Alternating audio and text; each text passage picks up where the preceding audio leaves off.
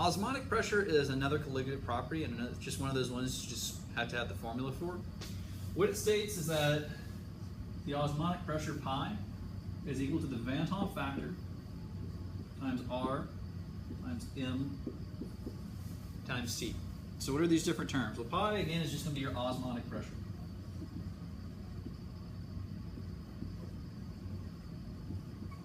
Okay, so what is osmotic pressure?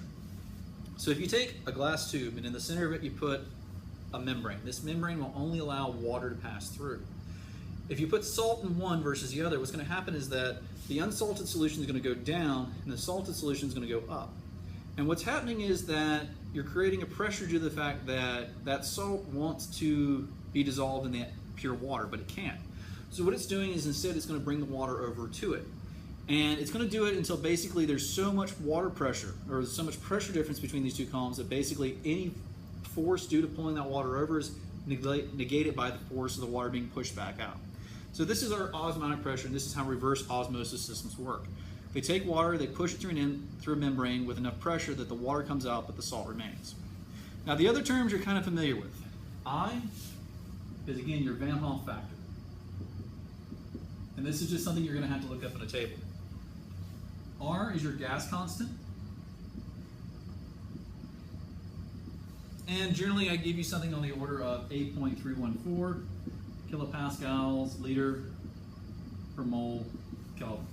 This is the one you need to work with. And the reason you need to work with it is that molarity is in terms of liters per mole. So this is going to cancel out your liters per mole.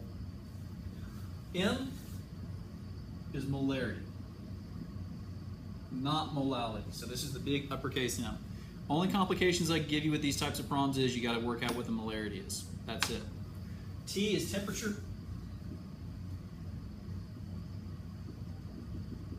And again, this is going to be in degrees of Kelvin, not degrees centigrade. So a little bit of a trip up, but basically if you're given temperature in centigrade, you got to convert to Kelvin.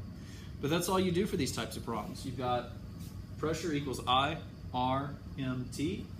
If you're looking for an easy acronym, pi equals trim.